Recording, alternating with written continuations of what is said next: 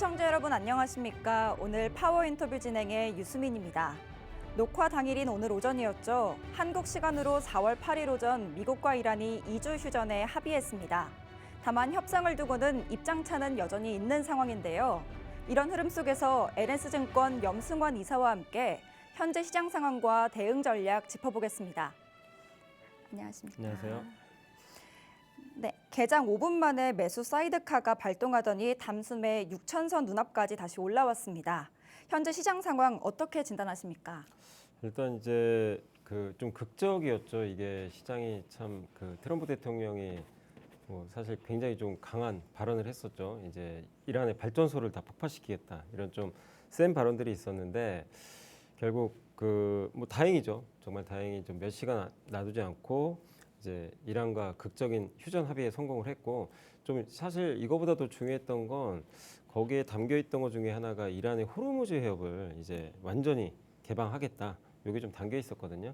장 열리기 전에 이미 급등세를 좀 보이기 시작을 했고, 또 이제 개장하고 나서도 증시가 이제 급등한 후로 좀 오후장까지도 계속 이어지는 그런 모습들이 나왔고, 또 이란 재건에 대한 얘기까지 좀 나올 정도로 시장이 아직은 휴전 상황인데도 불구하고 마치 전쟁이 끝난 것 같은 그런 분위기로 시장 분위기가 좀 바뀌면서 어쨌든 시장은 다시 이제 6천선 부근까지 한달음에 이렇게 좀 급등했다라고 좀 보고 있고, 확실히 지금 시장 자체는 이란 전쟁에 대한 불확실성을 굉장히 좀 크게 느끼고 있었는데 이제 최악은 좀 지나간 거 아닌가, 이런 좀 기대감까지 좀 나왔고, 또 삼성전자 실적도 되게 좋았잖아요. 근데 이런 것들이 같이 어우러지면서 시장이 좀 상당히 탄력적으로 이렇게 올라가지 않았나라고 진단을 하고 있습니다.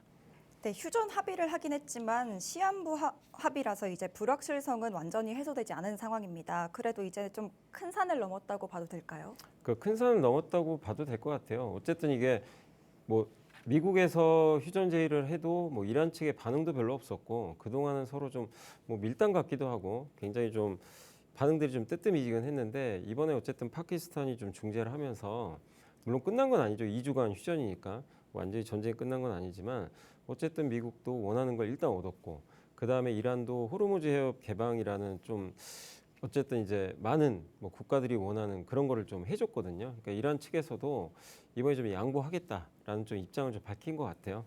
그리고 이제 시장은 2주 후에 좀 어떤 일이 발생할지 궁금하겠지만, 트럼프 대통령의 이제 관세 전쟁을 잘 보시면, 이 관세 협정할 때도 비슷해요. 미국과 중국 이렇게 줄다리기 할 때도 90일 휴전 딱 하기로 해놓고는 협상이 안 되니까 또 계속 늘립니다. 이 휴전 기간을. 그래서 이번에 2주 동안 이 휴전 합의가, 그러니까 이 종전 합의가 안 될 수도 있어요, 사실.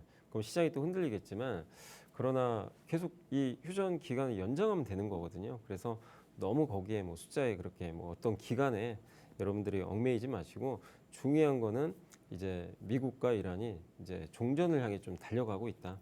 이걸 보여줬기 때문에 저는 상당히 좀 의미가 있지 않나라고 생각을 하고 있습니다. 네, 최악의 시나리오는 피하긴 했지만 아직 불확실성이 남아있어서 개인 투자자들이 이제 대응 전략 가장 고민이 될 텐데요. 현 시점에서 가장 피해야 할 대응과 이제 상대적으로 유효한 대응은 어떤 거 꼽으실까요? 일단 이제 사실 이제 오늘 이제 이렇게 급등을 하다 보니까, 시장이 이렇게 막 급등을 하다 보니까 개인 투자분들이 그동안 좀 이렇게 주식시장 폭락할 때 좀 많이 샀거든요, 주식을. 무려 7조 원을 팔아버리시더라고요. 그러니까 이제 오히려 전쟁 리스크가 좀 해소되는 분위기 속에서 그동안 좀 밑에서 모았던 걸 좀 현금화하자, 이런 좀 전략을 좀 펼치셨던 것 같고, 반대로 외국인은 주식을 대량 매수했습니다. 오랜만에. 어떻게 보면 참 개인 투자분들이 훨씬 더 주식 매매를 잘하고 계신 거죠. 어떻게 보면 바닥에 사서 좀 올라갈 때 파신 거니까.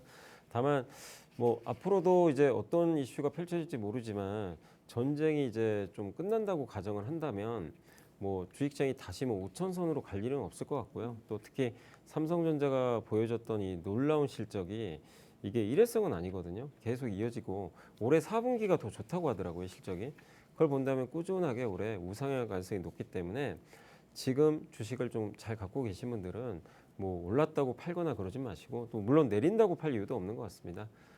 전쟁이 장기화되는 그런 시나리오만 나오지 않는다면 꾸준하게 이렇게 주식을 좀 들고 가시는 좀 전략이 좀 좋을 것 같고, 다만 우리가 또 모르잖아요. 또 무슨 일이 발생할지 모르고, 이란과 합의가 또 깨져가지고 갑자기 또 트럼프 대통령이 공격적으로 이렇게 이란과 또 전면전 하겠다 이래 버리면 또 시장이 뭐 엄청 흔들리겠지만 그런다 하더라도 저는 시장이 계속 머물러야 된다. 이번에도 우리나라 증시가 그 안 좋은 악조건에서도 5천을 지켰어요. 어쨌든 그래서 이제는 5천 선을 쉽게 깰 것 같지는 않습니다. 큰 정말 우리가 모르는 새로운 악재가 나오지 않는 이상 그래서 앞으로 조정이 또 나온다면 뭐 흔들리지 마시고 오히려 비중을 늘리는 그런 전략이 필요할 것 같고 이렇게 장이 뭐 갑자기 뭐 폭락하거나 이렇게 흔들릴 때 가장 안 좋은 건 거기다 이제 주식 비중을 줄이는 거죠. 공포에 팔고 나가는 건데 그런 전략은 좀 바람직하진 않은 것 같아요. 근데 최근에 개인 투자분들은 어쨌든 잘하고 계십니다. 오히려 이렇게 급락할 때 많이 담으셨기 때문에 잘하고 계신데 앞으로도 그런 흐름이 나올 때 지금 하셨던 것처럼 적절하게 저가에서 매수를 잘 해나가시면 좀 좋을 것 같고 다만 이제 전쟁 리스크가 좀 끝나서 만약에 주가가 막 또 올라가면 지난 1월과 2월 같은 생각을 하실 수도 있어요. 그래서 주가 지수가 또 레벨업 할 수도 있는데 다만 그럴 때 너무 올라갈 때 공격적으로 쫓아가는 건 아닌 것 같아요. 그래서 너무 오를 때는 좀 지켜보시고 오히려 이렇게 하락할 때 비중을 늘려나가시면서 계속 모아가는 전략이 낫지 않나라고 말씀을 드리겠습니다. 네, 공황 매도가 가장 위험하다고 이렇게 말씀을 해주셨는데 혹시 어떤 업종을 좀 중심으로 보고 계신지 말씀 부탁드립니다.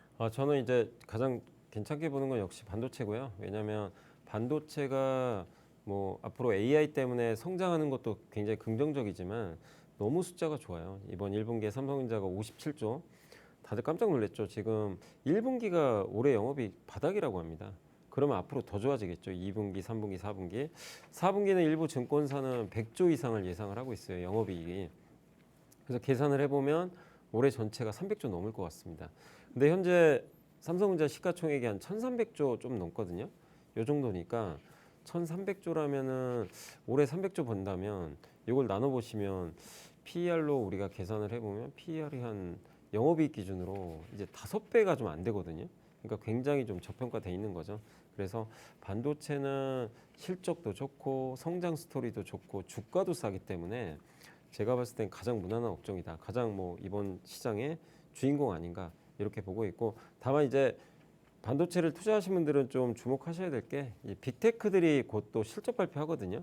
뭐 4월 말부터 5월 달에 실적을 발표할 텐데 뭐 예를 들면 구글, 아마존, 마이크로소프트, 뭐 메타 이 기업들이 고객사잖아요. 이들이 우리 좀 투자 줄여야 되겠다. 이러면 이제 좀 큰 난리가 나겠죠. 근데 그런 것만 아니라면 오히려 투자를 늘릴 수도 있고요.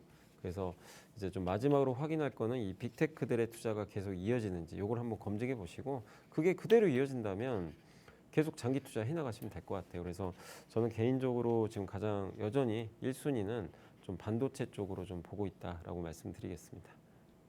네, 그럼 혹시 반도체 이야기 계속 해주셨는데 전쟁 변수는 좀 어떨지 한번 말씀 부탁드리겠습니다. 근데 이게 반도체가 전쟁에 미친 영향이 없다고 할 수는 없는데 왜냐하면 이제 이 전쟁이 장기화돼서 국제유가 100달러까지 갔었죠. 근데 만약에 뭐 150달러, 200달러 간다면 이 고유가가 장기화되면 무슨 일이 발생하죠? 결국 이 사람들이 생각하는 물가 기대치가 올라갑니다. 물가 기대치가 올라가게 되면 그걸 막기 위해서 연준이나 한국은행이 이제 금리를 올릴 수밖에 없거든요. 근데 금리를 올려버리면 지금 빅테크들도 좀 돈이 부족하니까 최근에 막 채권 발행해서 데이터 센터 짓잖아요. 그럼 금리가 올라가면 속도를 좀 조절할 수도 있어요. 지금 100을 하려고 했는데 금리 오르네.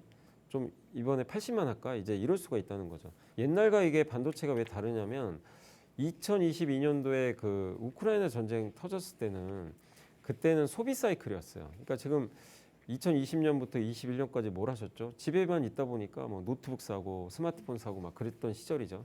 그 수요가 폭발하면서 반도체 수요가 폭발을 했는데 그게 이제 끝나면서 전쟁 터지고 고유가 가고 이러다 보니까 또 금리까지 오르니까 여러분들이 뭐 만약에 아파트 내가 담보대출 내야 되는데 이자 오르면 PC나 스마트폰 사는 거를 밀어버리겠죠.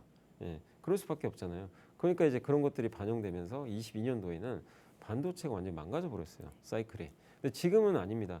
지금은 반도체를 이끄는 수요가 데이터 센터거든요. 그러니까 데이터 센터는 지금 고물가하고는 좀 무관하게 계속 투자를 하고 있어요. 그래서 이번 사이클은 그런 점에서 완전히 차별화됐기 때문에 전쟁에 미친 영향도 제한적이고 그래서 숫자가 나왔잖아요. 이번 1분기에 전쟁 터졌는데 삼성전자 57조, 그다음 3월 달에 반도체 수출이 엄청나게 증가했죠. 그래서 우리나라 전체 수출이 3월에 48%나 급증을 했거든요. 이런 걸 종합한다면 반도체는 과거랑 다르게 전쟁 영향은 크게 받지 않을 것 같다 이렇게 보고 있습니다. 네, 오늘 반도체주와 함께 건설주도 좀 강세를 보였는데 혹시 건설주는 또 어떻게 보실까요? 사실 이게 이번 전쟁 기간에 되게 의외였던 업종이 좀 건설주였어요. 왜냐하면 우리나라 중동에 수출 많이 했잖아요. 그래서 건설주가 타격을 받겠죠. 중동이 난리가 났으니까 거기 기반 시설 폭파당하고 그러면 이제 여기 수주가 안 나올 거잖아요. 그러다 보니까 이제 여기서 좀 건설주 위험한 거 아닌가? 이런 시각도 있었지만 건설주가 이게 전쟁 기간 내내 주가가 오히려 급등하고 있었어요. 그러니까 되게 의아하게 생각하시는 분들이 많으셨을 것 같아요. 근데 그 이유 중에 하나가 뭐냐면 언젠간 전쟁 끝날 거 아니냐. 그래서 재건, 이 중동 전쟁이 끝나면 그 재건을 누가 할 거냐면 우크라이나 전쟁 같은 경우는 주로 유럽의 건설사가 할 거거든요. 근데 중동은 원래부터 한국 기업들이 많이 진출을 해 있다 보니까 이거 재건하면 우리나라가 수혜받는 거 아닌가? 이제 얘기들이 많이 좀 퍼졌죠. 그래서 실제로 이제 그것 때문에 좀 강세를 좀 보이고 있었고 또 거기다가 지금 이번에 그 전쟁 나면서 유가 튀니까 많은 국가에서 우리나라도 그렇죠. 대체 에너지, 뭐 신재생 에너지, 뭐 원전이나 이 풍력 또 태양광에 대한 이 어떤 수요가 이제 앞으로 늘지 않겠냐 이런 이제 기대감이 나왔는데 근데 그걸 만들어주는 회사는 건설사거든요. 그러다 보니까 이거 건설주가 악재가 아니라 어떻게 보면 전쟁의 수혜주 아닌가? 약간 이제 이렇게 인식이 됐던 거예요. 그래서 이제 주가가 오르고 있었는데 오늘 이제 트럼프 대통령이 얘기를 했죠. 이란 재건도 할 수 있을 것 같다. 이런 발언을 해버리니까 이제 여기다 이 기름을 부어버린 거죠. 그래서 이제 오늘 건설주가 활활 타오랐는데 이게 뭐 끝인지 시작인지 좀 더 봐야 되겠지만 지금 건설업종 같은 경우는 어쨌든 이란 또 중동에 대한 재건 이슈가 이제 불이 붙으면서 주가가 오늘 상당히 좀 크게 올랐다. 근데 이게 일회성은 아니잖아요. 이제 재건이 실제 시작되면 한국의 수주를 좀 받을 가능성이 높기 때문에 저는 건설업종은 뭐 올해 좀 굉장히 좋은 흐름이 계속 나오지 않겠냐 이렇게 생각을 하고 있습니다. 네, 그런데 이와 달리 방산주와 2차 전지주는 오늘 좀 안 좋은 모습을 보였습니다. 혹시 전망이라든지 투자자 대응 어떻게 가져가야 할지도 함께 말씀 부탁드리겠습니다. 아마 근데 예상은 하셨을 것 같아요. 이제 왜냐하면 전쟁이 끝난다고 하니까 그럼 당연히 방산주는 빠질 수밖에 없죠. 뭐 누가 봐도 이거는 상식적인 부분인데 다만 그건 단기적인 흐름이 될 것 같고 방산주가 이번에 어쨌든 급등을 했었죠. 전쟁 기간에 올랐던 것 중에 하나가 이제 LIG 넥손이 제일 많이 올랐죠. 그게 왜냐하면 이제 천궁2를 아랍에미리트에 수출을 하게 됐고 그게 이번에 실전에서 투입이 됐는데 90% 이상 확률로 다 맞춘 거예요. 적국의 미사일을. 그러다 보니까 이제 검증이 된 거죠. 그래서 중동 전쟁에서 제일 중요한 게 미사일. 근데 한국의 미사일이 성능도 좋고 되게 빨리 공급을 해줍니다. 그러다 보니까 지금 이번에 이슈가 좀 부각이 돼서 주가 강했는데 근데 전쟁이 끝났다고 한번 쳐보자고요. 이란 전쟁이 끝냈으니까 이제 평화의 시대가 오고 이제는 뭐 무기 구입할 이유도 없고 그럴까요? 아니라는 거죠. 이란 전쟁이 끝나고 나면 많은 중동 국가들 사실 이란 이제 중동만이 아니라 전 세계 많은 국가들이 저게 남의 일이 아니다. 이제 트럼프는 뭐라고 했냐면 이제 미국이 안 도와준다. 각자 도생해라. 이걸 선포를 해버렸어요. 되게 무서운 단어죠. 그러면 무기가 있어야 돼요. 근데 그 무기 중에서 우리나라 무기가 이제 앞으로 되게 저는 인기가 있을 수밖에 없는 게 제일 중요한 거는 빨리 갖다 줘야 됩니다. 이 무기가 재고를 빨리 쌓아야 되는데 독일, 미국 다 느려요. 무기도 비싸고. 근데 우리나라는 아무래도 사실 지금 휴전 국가잖아요. 한국은. 그러다 보니까 무기를 계속 만들고 있죠. 그래서 어느 나라보다 빨리 만들어주고 거기다 가격도 생각보다 저렴하고 거기다 성능도 괜찮습니다. 실전에서 많이 검증이 되다 보니까 그래서 한국 방산에 대한 이슈는 저는 전쟁이 끝난다고 해서 끝나는 게 아니라 오히려 더 커질 수가 있다 이렇게 보고 있기 때문에 이 전쟁이 끝나면 당분간은 좀 주가 빠지겠지만 그걸 이용한다면 저는 오히려 기회가 되지 않겠냐 이렇게 보고 있고 또 한 가지 이제 2차 전지도 전쟁이 이제 휴전이 된다는 얘기가 나오니까 갑자기 주가가 좀 빠지고 있습니다. 근데 그 이유가 2차 전지가 올랐던 배경 중에 하나가 이제 신재생 에너지 수요가 늘다 보니까 거기에 ESS 배터리가 같이 들어가잖아요. 에너지 저장 장치. 그래서 그것 때문에 오른 게 하나 있었고 그리고 고유가 때문에 지금 많은 소비자들이 좀 이제 약간 스트레스를 받았던 게 유럽도 그렇고 요즘에 우리 한국도 요즘에 전기차가 많이 팔린대요. 고유가 때문에. 근데 중동 전쟁이 또 나면 이런 일이 반복될 거 아니에요. 그래서 이참에 전기차로 바꾸자. 이 인식이 좀 변한 것 같아요. 그래서 배터리에 대한 기대감이 높아진 거죠. 근데 이게 또 갑자기 전쟁이 끝난다고 하니까 이제 반대 방향이 나온 거죠. 근데 배터리도 뭐 이거 일회성이 아니잖아요. 뭐 그러면 전쟁 끝났으니까 다시 저유가 갈 거고 이제 휘발유차 다시 사야지. 그런 것보다도 이번 전쟁이 끝나도 당분간은 고유가가 지속될 가능성이 굉장히 높다는 분석이 많기 때문에 그거랑 별개로 저는 배터리 수요는 이제부터는 좀 회복되지 않겠냐 이렇게 좀 바라보고 있기 때문에 2차 전지를 보시는 분들도 방산주와 마찬가지로 좀 긍정적으로 바라보셔도 좋을 것 같습니다. 네, 다시 시장 상황 좀 살펴보면요. 3월 한 달 동안 외국인이 35조 원 넘게 순매도하면서 시장 하락을 주도했는데요. 4월 8일인 오늘 외국인이 다시 돌아온 모습을 보였습니다. 오늘 코스피에서 2조 원 넘게 순매수에 나섰는데요. 외국인 이대로 좀 매수세가 이어질 것으로 보시는지, 그리고 또 수급 개선을 위해서는 가장 먼저 선행될 조건이 뭐라고 보시는지도 말씀 부탁드리겠습니다. 이제 외국인이 왜 매도했는지만 좀 분석을 하면 답은 쉽게 나옵니다. 이제 첫 번째가 삼성전자 하이닉스가 주가가 많이 올랐잖아요, 그동안. 그래서 작년부터 한 3배, 4배씩 올랐는데 그러다 보니까 옛날에 이제 작년만 해도 삼성전자, SK하이닉스가 우리나라 시총에서 차지하는 비중이 23%였다고 하더라고요. 근데 이게 이제 주가 급등하면서 올해 2월 기준으로 이 두 회사 합쳐서 시총이 무려 40%를 넘어간 거예요. 근데 이건 무슨 얘기냐면 이제 외국인들 같은 경우 대부분 펀드죠. 외국인이 직접 투자하는 경우보다는 대형 펀드들이 한국에 투자를 많이 하는데 그들도 펀드에 룰이 있습니다. 그래서 특정 종목이 어느 정도 비중이 넘어가면요. 이 비중을 무조건 줄여야 되는 룰이 있더라고요. 근데 삼성전자 하이닉스가 주가가 너무 오르니까 이 비중을 다 초과하기 시작한 거예요. 그래서 이제 기계적으로 잘라야 되는 거죠. 그래서 삼성전자 하이닉스가 아무리 좋아도 규정상 이제 매도했던 부분, 요게 좀 많이 있었고 또 거기다가 이제 또 한 가지가 이제 전쟁 리스크가 당연히 있었겠죠. 전쟁 리스크 터지고 당연히 아시아 국가가 피해를 많이 봅니다.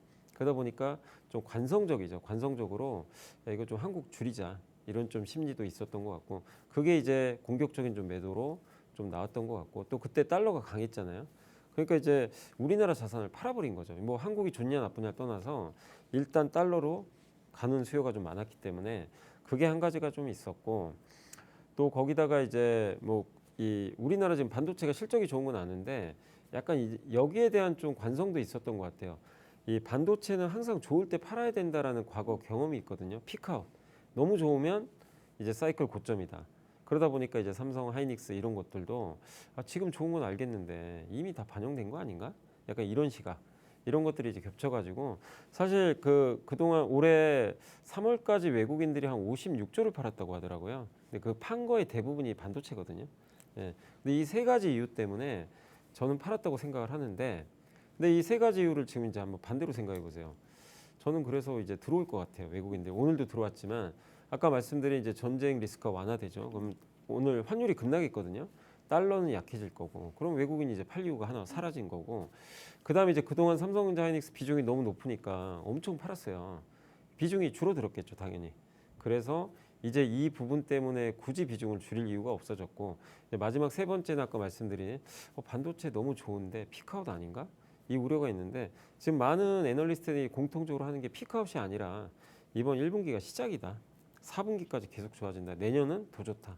이 시각에 이제 외국인들이 동의를 한다면 이제 굳이 팔아야 될 이유가 없어지는 거죠. 그래서 저는 그런 이유들 때문에 이제 외국인들은 당분간은 좀 들어오지 않겠냐. 물론 2주 후에 혹시라도 또 다시 전쟁이 재발하고 호르무즈 해협이 다시 닫힌다면 팔겠죠. 그때는 팔겠지만 그런 좀 뭐 시나리오만 아니라면 이제 좀 들어오지 않겠냐 이렇게 생각을 하고 있습니다.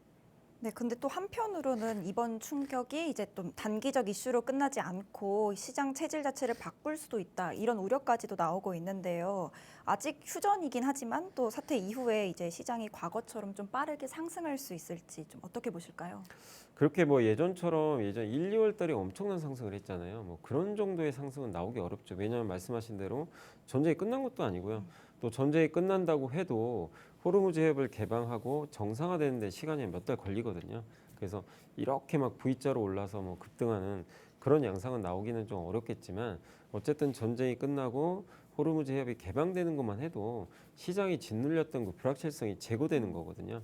그리고 지금 시장을 이끄는 거는 어쨌든 이게 만약에 이번 우리나라 상승장의 사이클이 뭐 예를 들면 우리나라가 미국의 소비자들한테 물건을 많이 팔고 중국 소비자들한테 물건을 많이 팔아서 수출이 잘 돼서 이 사이클이 좋아서 우리가 코스피가 올랐다면 되게 오래 갈 수밖에 없어요. 굉장히 왜냐하면 이번 고유가 때문에 소비가 줄 수밖에 없잖아요. 근데 이번 사이클은 그게 아니고 미국의 빅테크들이 막 투자를 하죠. 데이터 센터에. 예, 이런 수요. 또 우리가 무기 파는 수요들, 또 배가 수주되는 거 이런 것들이거든요. 또 원전 수주 기대가 이들이 좋아서 지금 코스피가 5천, 6천을 간 거기 때문에 사실 전쟁과 좀 무관한 이슈들이에요. 어떻게 보면. 그래서 전쟁 리스크가 좀 완화되는 시점부터 저는 한국 증시는 다른 나라보다 좀 차별화돼서 좋을 수 있다. 뭐 속도는 1, 2월만큼 아니더라도 좋은 흐름이 당분간은 좀 이어질 가능성이 높다. 이렇게 좀 보고 있기 때문에 2022년의 우크라이나 전쟁과 지금의 전쟁은 우리나라 주도주가 달라요. 우리나라 주도주는 아까 말씀드린 대로 사실 전쟁과 무관하게 성장하는 업종들이 많거든요. 그래서 그걸 본다면 어쨌든 전쟁에 대한 충격은 뭐 저는 그렇게 오래 갈 것 같지는 않다 이렇게 생각을 하고 있습니다.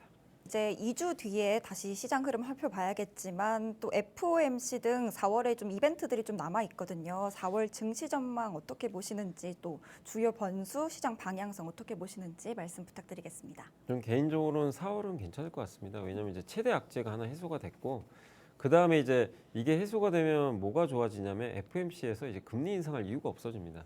우리나라도 이제 금통위도 마찬가지고 다만 이제 다음 주에 뭐 아시겠지만 우리나라 신현송 이제 한국은행 총재 후보랑 미국은 연준 의장 후보죠. 케빈 오씨 이 두 사람이 각각 이제 청문회가 열리거든요. 근데 이분들이 이제 무슨 얘기를 할지는 좀 봐야 됩니다.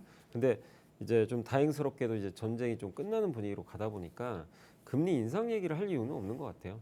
금리 동결 아니면 미국 같은 경우는 금리 인하 얘기가 나올 수도 있죠. 그래서 다행인 거죠. 예, 금리 인상까지 우리가 한때 우려를 했는데 이 우려감이 이제 해소가 되고 이들의 입을 통해서 적어도 금리 인상 안 하겠구나라는 게 확인만 된다면 시장은 좀 안도 랠리가 더 이어질 수 있거든요. 그래서 이번에 뭐 FOMC 가기 전에 어쨌든 청문회가 열리니까 다음 주에 있을 그 우리나라 또 미국 연준 의장의 청문회를 한번 주목을 하시고 그게 우리가 예상한 대로만 잘 나와준다면 상당히 시장은 좀 그 반기지 않을까 이렇게 예상을 하고 있습니다. 네, 4월 시장 긍정적으로 봐주셨는데요. 근데 또 이제 반도체 계속 강조해 주셨고요. 반도체 외에도 좀 투자자들이 눈여겨봐야 할 섹터들은 어떤 게 있을까요? 네, 이걸 좀 구분할 필요는 있는데 전쟁으로도 좋았지만 전쟁 끝나고도 계속 좋아질 업종 중에 하나가 저는 이제 뭐냐면 이번 전쟁 때문에 많은 사람들이 공급 충격을 느꼈죠. 아, 중동에 길이 막히니까 난리가 나는구나. 그걸 대체할 수밖에 없어요. 전쟁 이후에 대체할 수 있는 에너지죠, 에너지. 그래서 태양광이나 풍력이나 원전은 호르무즈 해협을 건너지 않잖아요. 그래서 지정학적 리스크가 없어요. 그래서 그런 신재생 에너지 투자는 전 세계가 저는 더 적극적으로 하지 않겠냐. 이 섹터들은 당분간 빠질 수가 있어요. 전쟁 좀 수혜를 받았기 때문에. 근데 오히려 그런 이슈가 좀 생겨서 좀 빠진다면 저는 기회로 한번 활용하시면 좀 어떨까 이렇게 좀 보고 있고 또 한 가지는 이게 그 우리가 보통 카타르에서 LNG 수입을 많이 하는데 이번에 막혔잖아요. 그러면 이제 미국이나 호주 쪽에서 LNG 수입을 많이 할 가능성이 높고 원유도 마찬가지입니다. 원유도 중동에서 많이 받아요. 우리가 70%를 중동에서 받는데요. 근데 그거를 미국이나 다른 나라로 좀 돌릴 가능성이 높습니다. 그럼 그걸 운송으로 해줄 수 있는 업종은 조선 업종이거든요. 그래서 저는 조선 업종도 좀 긍정적으로 한번 바라보시면 좀 좋을 것 같고 그 다음에 이제 그 로봇 업종도 좀 보셨으면 좋을 것 같아요. 왜냐하면 최근에 좀 부진했죠. 이게 뭐 금리 오르고 전쟁 리스크 또 주가들도 비싸다 보니까 뭐 현대차를 비롯해서 많은 로봇 회사들의 주가가 좀 빠졌지만 어쨌든 전쟁 리스크가 해소되면 금리가 좀 떨어질 가능성이 높기 때문에 그런 점에서는 로봇주도 좀 부각이 될 것 같고 그리고 지금 미국도 최근에 법안을 하나 발의한 게 뭐냐면 이제 한마디로 로봇 안보법이라고 하는데 미국에 지금 로봇이 많이 있지만 그 로봇의 대부분이 중국산을 많이 쓰는 것 같아요. 근데 중국산 쓰지 말자는 거죠. 지금 만들어놨던 그 중국산 로봇 같은 경우는 법안이 발의 이제 만약에 표결해가지고 국회에서 통과가 되면 1년 후에는 기존의 중국산 로봇도 이제 폐기하자는 거죠. 이런 법안인데 그게 통과될지는 제가 모르지만 그런 법안이 나왔다는 것 자체는 로봇 쪽에서도 이제 안보 문제를 걸고 넘어지는 것 같아요. 그럼 우리나라 로봇이 저는 미국에서 쓰임새가 많다. 미국이 왜 이렇게 로봇에 이렇게 좀 적극적이냐면 노동력이 없어요. 네. 예, 공장도 지어야 되고 하는데 그 이민자는 좀 추방하잖아요. 추방하는 분위기고 미국 사람들의 소득은 너무 높으니까 이걸 공장에 투입하기 좀 어렵고 그래서 로봇 수요가 미국에서 늘어날 가능성이 높기 때문에 저는 한국의 로봇주들도 그런 이슈로 장기 성장한다고 좀 보고 있어요. 그래서 최근에 좀 부진했던 로봇 관련주도 다시 한번 들여다보시면 좋을 것 같습니다. 네, 종목 추천까지 들어봤는데요. 사실 근데 이제 전쟁 이후에 정말 많이 빠지기도 하고 많이 오르기도 하고 이렇게 변동성이 컸다 보니까 지금 이렇게 시장이 좋은데도 불구하고 투자자분들이 좀 불안한 마음이 있으실 것 같은데요. 끝으로 투자자분들을 위한 조언 한번 부탁드리겠습니다. 근데 이제 주식시장이라는 건 항상 그래요. 이렇게 영원히 오를 수도 없고 영원히 빠지지도 않는데 이제 좀 큰 그림을 그리셨으면 좋겠어요. 왜 한국이 코스피 5천이 됐고 6천 가고 아까도 말씀드렸지만 우리나라 시총 상위를 차지하는 기업들이 지금 시대에 딱 적합한 업종들이 너무 많아요. 아까 말씀드린 메모리 반도체, AI 수혜 그대로 받고 있죠. 방산, 조선, 원전, 또 건설주, 뭐 신재생 에너지. 오히려 이들은 전쟁의 수혜주가 돼버렸는데 이게 구조적이라는 거죠. 탈세계화 시대에 한국 산업들이 재평가 받고 있어요. 그런 큰 그림을 이해하시고 시장에 접근을 하신다면 이게 일회성 상승은 절대 아니죠. 또 거기다가 이재명 정부가 적극적인 주식 부양을 하고 있기 때문에 그래서 시장에 저는 계속 참가하시면 좋을 것 같아요. 계속 좀 시장에 들어오셨으면 계속 머무르시고 이게 전쟁 리스크가 터졌다고 한국 코스피가 망가지진 않거든요. 이번에도 우리가 경험을 했잖아요.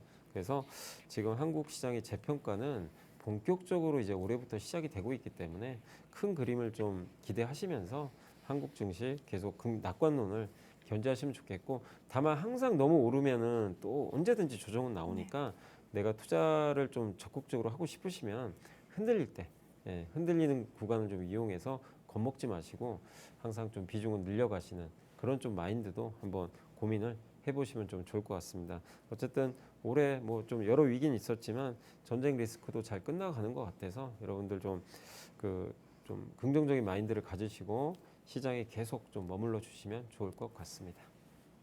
네, 자신감을 가지고 시장을 절대 떠나서는 안 된다고 계속해서 말씀해 주셨는데요. 오늘 함께 해주신 염승환 이사님 정말 감사드립니다. 네, 시시각각 변하는 전쟁 상황에 시장 변동성도 커지면서 투자자 입장에서는 판단하는 것이 쉽지 않은 상황입니다. 그래도 시장의 방향까지는 꺾였다고 보기 어려운데요. 지금은 한 번에 움직이기보다는 나눠서 대응하는 전략이 중요해 보입니다. 시청해주신 여러분 고맙습니다.